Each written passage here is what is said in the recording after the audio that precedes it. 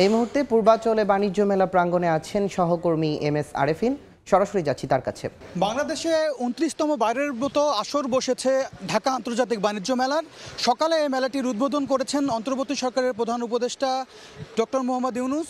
এবং আমরা সকাল থেকেই এই মেলা প্রাঙ্গণে অবস্থান করছি এবং যেটা দেখতে পেরেছি যে সকালের দিকে মেলার প্রথম দিন হিসেবে ক্রেতা দর্শনার্থীদের সমাগম কিছুটা কম থাকলেও দুপুরের পর অর্থাৎ বিকেল নাগাদ কিন্তু ক্রেতা দর্শনার্থীদের সমাগম বাড়তে শুরু করেছে এবং তারা যেটি জানিয়েছেন যে এবারের মেলার যে আয়োজন সেই আয়োজনে সার্বিক নিরাপত্তা ব্যবস্থা থেকে শুরু করে বাদবাকি যে আয়োজন টোটাল আয়োজনটাকেই তারা পরিচ্ছন্ন এবং গোছানো বলেই মতামত ব্যক্ত করেছেন আমাদের কাছে। এবং একই সাথে আমরা যেটা দেখেছি যে মেলা প্রাঙ্গণের বাইরে অর্থাৎ গেটে আর্মফোর্স পুলিশ সদস্য, র্যাব সহ বিভিন্ন আইনশৃঙ্খলা রক্ষাকারী বাহিনীরা অবস্থান করছেন এবং মেলা প্রাঙ্গণের ভেতরেও কিন্তু তারা একরকম তৎপর রয়েছেন, যে কারণে সার্বিক নিরাপত্তার বিষয়টি মোটামুটি নিশ্চিতই বলা যায়। একই সাথে ব্যবসায়ীরা যেটা বলছেন যে গত বছর নির্বাচনের কারণে এই মেলাটি শুরু করতে দেরি হয়েছিল, যে কারণে ব্যবসায়িক কিছুটা ঘাটতির মুখে পড়েছিলেন তারা।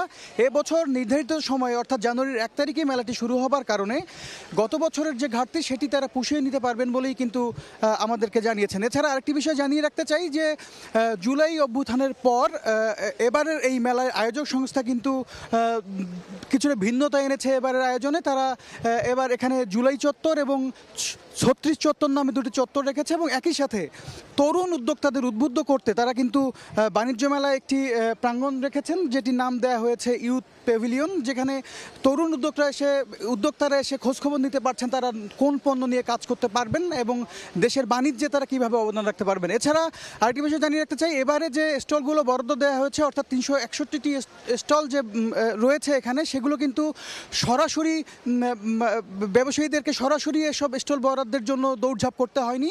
প্রথমবারের মতো এবার কিন্তু অনলাইনেই বরাদ্দ নিতে পেরেছেন তারা। একই সাথে সাধারণ যারা দর্শনার্থী ক্রেতা রয়েছেন তারা কিন্তু এবার প্রথমবারের মতো অনলাইন টিকিটিংয়ের মাধ্যমে কিন্তু এসে মেলায় ঢুকতে পারছেন। সব কিছু মিলে যদি বলি, এবারের মেলা কিন্তু চলছে সকাল 10টা থেকে রাত 9টা পর্যন্ত, কিন্তু সাপ্তাহিক ছুটির দিনগুলোতে মেলাটি চলবে রাত 10টা পর্যন্ত। তো পূর্বাঞ্চল থেকে আন্তর্জাতিক মেলা নিয়ে এই ছিল আমার কাছে সবশেষ।